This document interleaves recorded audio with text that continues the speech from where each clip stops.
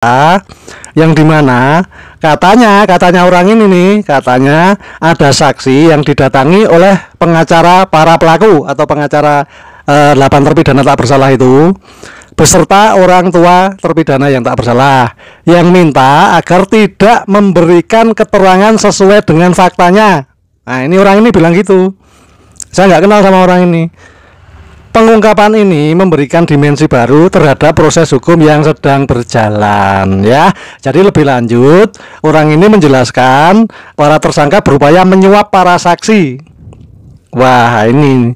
Dan katanya saksi-saksi itu diiming-imingi sejumlah uang untuk tidak memberikan keterangan sesuai dengan apa yang dia tahu, apa yang dia lihat, dan apa yang dia ketahui. Kata seseorang ini, dalam kasus tersebut Pengadilan Kota Cirebon ya menjatuhkan hukuman penjara seumur hidup kepada 7 terdakwa dalam pembunuhan salah tangkap asal tangkap yang terjadi pada kematian Vina dan Eki ya. Terpidana tersebut antara lain Rivaldi Wardana, Eko Romadhoni, Jaya Supriyanto, Eko Sandi, Hadi Sabto dan lain-lain ya. Agak lupa. Oke, lanjut. Kan itu pernyataan Fredrik ya, pernyataan Fredrik yang mencela-mencela mulutnya ya. Jadi katanya kalau kan ini kasus salah tangkap dari 8 terpidana itu ya. Sekarang tinggal 7 terpidana yang sudah mengajukan PK, yang tinggal nunggu keputusan aja, keputusan dari Mahkamah Agung untuk pembebasannya ya. Jadi si Fredrik ini ngomong katanya kalau sudah ada keputusan dari pengadilan yang sudah inkrah, itu sudah tidak bisa mengajukan PK lagi. Semisal mengajukan PK itu pasti akan kandas. Wah, Fredrik ini gimana nih? Pengacara apa nih si Fredrik ini ya? Ya, wong dalam sidang PK aja Asmi ya, pakar hukum ya, menyampaikan bahwa sebuah sidang yang telah memiliki kekuatan hukum tetap atau inkrah dapat dinyatakan tidak sah apabila ditemukan pelanggaran prosedur.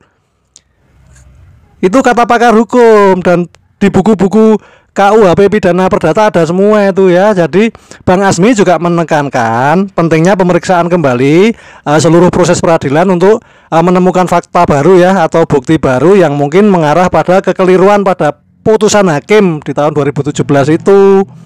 Ini Fredrik ini gimana sih? Asal ngejeplak aja mulutnya ya. Dan beliau juga menekankan bahwa jika ada intimidasi dari seseorang dan tidak mendapatkan haknya untuk memperoleh bantuan hukum, maka proses penyidikan dapat dinyatakan tidak sah. Proses penyidikan dapat dinyatakan tidak sah yang didasarkan pada intimidasi atau tanpa bantuan hukum, maka penyidikan itu menjadi tidak sah. Ini kata pakarnya, kata ahlinya, kata orang yang lebih tahu, bukan kata Fredrik yang asal ngejeplak. Oke, lanjut. Yang jelas satu, bahwa putusan ini sudah inkrah, sudah ada pengakuannya Saka dalam persidangan yang menurut catatan-catatan yang ada di berkas yang dalam putusan pengadilan. Pengakuannya Saka melakukan pemukulan dan sebagainya. Apapun dia mengatakan bahwa dia dalam keadaan dipaksa atau diancam, tapi ini sudah diperiksa oleh hakim. Taruhannya nyawa tadi, sampai disetrum, dianiaya. Ya itu kan katanya. Sebentar dulu Pak Freddy, ya kan? Kita kan tahu semua bahwa pernah terjadi Sengkon dan Karta, Pak. Dan Saka masih punya hak untuk mengajukan PK, Pak. Jadi Bapak juga jangan terlampau cepat. Betul, Pak. Saya kan bilang upaya yang dilakukan, silakan lakukan PK untuk membela di status dia yang sebagai terpidana. Kan begitu kan, Pak? Tetapi bagaimanapun dia PK tidak akan bisa merubah kasus yang sudah diputus karena ada 7 terdakwa yang terpidana yang sedang menjalani hukuman seumur hidup. Tadi sekarang ini, bahwa nggak bisa begitu menurut saya. Nggak bisa pendekatannya normatif, Pak. Betul. Nggak bisa, Pak. Keadilan itu bisa dapatkan itu Pak. berdasarkan hukum, Pak. Kita ini negara hukum. Bukan berarti dalam hal kita bisa dalam hal ini mendiskreditkan Polri atau mendiskreditkan hakim. Ini kan suatu kejadian yang sudah terjadi, upaya hukumnya PK. Lah silakan dalam hal ini sebagai pengacaranya daripada si Saka itu melakukan upaya hukum yang lebih tinggi kan gitu. Kalau PK-nya misalkan kandas, Pak, ya berarti mau nggak mau kita harus terima kan. Pak gitu, Freddy, Pak. jangan terlampau cepat seolah-olah saya bicara di sini dalam rangka mendiskreditkan, Pak. Jangan begitu, karena rakyat menuntut keadilan bukan dalam rangka mendiskreditkan polisi, mendiskreditkan keluarga ini, mendiskreditkan Saka, mendiskreditkan. Jangan salah. Nggak ada niat kami begitu. Justru ini harus diungkap.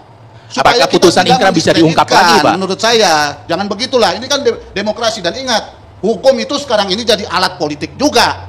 Jadi harus hati-hati kita. Harus hati-hati Pak, menurut saya. Bang Fredrik. Hukum itu kan memang alat daripada politikus, Pak.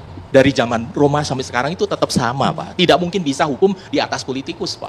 Di dunia manapun, hukum itu adalah alat daripada politikus. Dan satu hal, Pak, marilah kita mengajarin rakyat kita ini menghormatin hukum. Kita mencari keadilan, tapi kita tidak menabrak hukum. Silakan melalui upaya hukum yang benar. Ya. Itulah yang kami Nah, harapkan. Bapak bicara kayak begitu kan? Loh. Nah, harusnya kan kalau menegakkan hukum itu dengan cara-cara yang benar, dengan standar-standar yang benar. Kalau misalkan berkasnya itu hasil penyiksaan, bukan cuma salah tangkap. Hasilnya adalah proses-proses SOP-nya tidak dijalankan secara benar. Bagaimana itu bisa kita terima? Itu ada soal prosedur, ada soal etika, ada soal moral, ada soal integritas dari aparat penegak hukum sendiri yang sekarang banyak dipertanyakan oleh masyarakat. Kasus ini juga dipersoalkan oleh rakyat. Karena rakyat bertanya-tanya bagaimana. Misalnya, ini saya kasih lihat ya. Ya. Demi kemanusiaan dan keadilan kan. Ternyata ini bukan hanya keadilan untuk Vina dan Eki, tapi juga untuk kita semua, terutama juga masyarakat di Cirebon. Saya sepakat, Pak. Dalam hal ini adalah kita mencari keadilan. Yang dalam hal ini saya yang melihat itu adalah bahwa kita jangan menabrak hukum. Apapun, Pak, pengakuan daripada saudara Saka yang mengatakan disiksa, Pak. Kan dia sewajarnya itu, atau dia sudah lakukan, saya tidak tahu karena saya tidak ikut dalam sidang.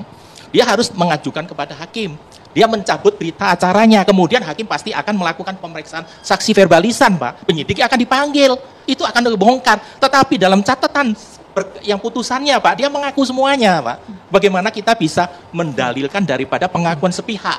Kan kalau menegakkan hukum itu dengan cara-cara yang benar, dengan standar-standar yang benar. Kalau misalkan berkasnya itu hasil penyiksaan, bukan cuma salah tangkap. Hasilnya adalah proses-proses SOP-nya tidak dijalankan secara benar. Bagaimana itu bisa kita terima? Itu ada soal prosedur, ada soal etika, ada soal moral, ada soal integritas dari aparat penegak hukum sendiri yang sekarang banyak dipertanyakan oleh masyarakat. Kasus ini juga dipersoalkan oleh rakyat. Karena rakyat bertanya-tanya bagaimana. Misalnya, sementara polisi kita dukung untuk menjalankan konstitusi. Jadi persoalannya begini, penegakan hukum ini semua kan dalam rangka menegakkan kebenaran demi kemanusiaan dan keadilan kan. Ternyata ini bukan hanya keadilan untuk Vina dan Eki, tapi juga untuk kita semua, terutama juga masyarakat di Cirebon.